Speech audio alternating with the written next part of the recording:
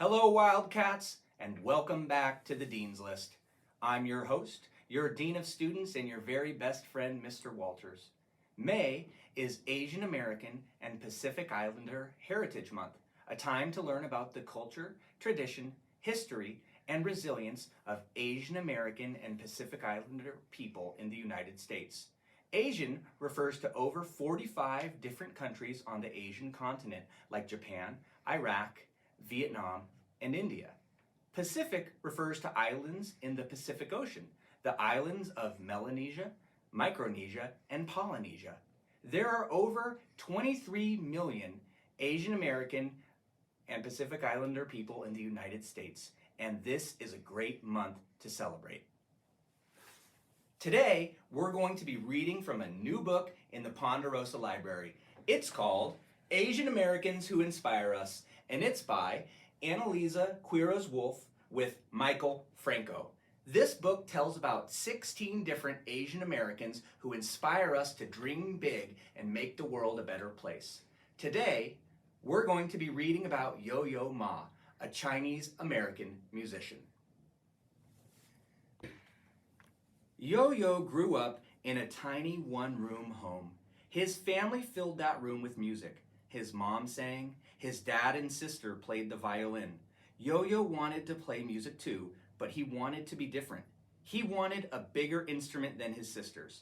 He chose the cello. Yo-Yo was only 4 years old, and the cello was very big. His dad stacked books on a chair so Yo-Yo could reach all the way up to the cello's neck. Yo-Yo practiced for 10 minutes every day, playing songs by famous musicians like Johann Sebastian Bach. Yo-Yo would practice just a few lines at a time until he knew them by heart. When he was only 5 years old, he could play 3 full Bach songs by memory. When he played his first big concert in Paris, people were amazed by the beautiful music coming from his cello. They wanted to hear more. Everyone knew Yo-Yo was special. He played bigger and bigger concerts. He even played with famous musicians at a concert that was shown on TV. Even as a kid, he was becoming famous. As Yo-Yo grew older, he didn't want to be different anymore. He practiced and traveled all over the world for concerts, but he wanted to be like the other kids. Sometimes the kids teased him for being different. He felt lonely and sad. He thought about quitting music. Yo-Yo started getting in trouble at school. He stopped practicing the cello every day. He was ready to give up, but before he did, he tried working with a new teacher. His teacher didn't just teach Yo-Yo music, his teacher also taught him that it was okay to be different. Yo-Yo started to play beautiful music again. Yo-Yo became one of the best musicians in the world. He worked with people from different countries, blending all his music with theirs. He even made music for movies. Yo-Yo's performances taught the world about different music, different places, and different people. His work helped to bring happiness to people all over the world. He teaches us that it is okay to be different and that we all have unique talents that we should share with the world. Yo-Yo inspires us to be ourselves. If you'd like to learn more about Yo-Yo Ma, head on down to the Ponderosa Library and check out this new book.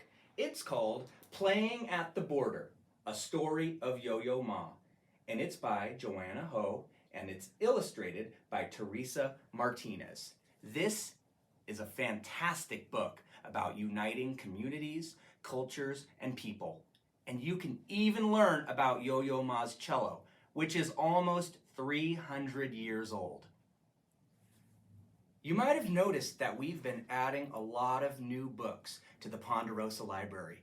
Thanks to a donation from the Washington Education Association and the Central Valley Education Association, we've been able to add over 60 books to our school library. We are so thankful to the WEA and CVEA for their generosity. And the good news is, we're going to keep on adding books. How are you going to be celebrating Asian American and Pacific Islander Heritage Month? Let me know. I'd really love to visit your class and read to you. That's it for our episode today. I hope you've enjoyed it. I've been your host, your Dean of Students, and your very best friend, and this has been another fun-filled episode of The Dean's List. Bye.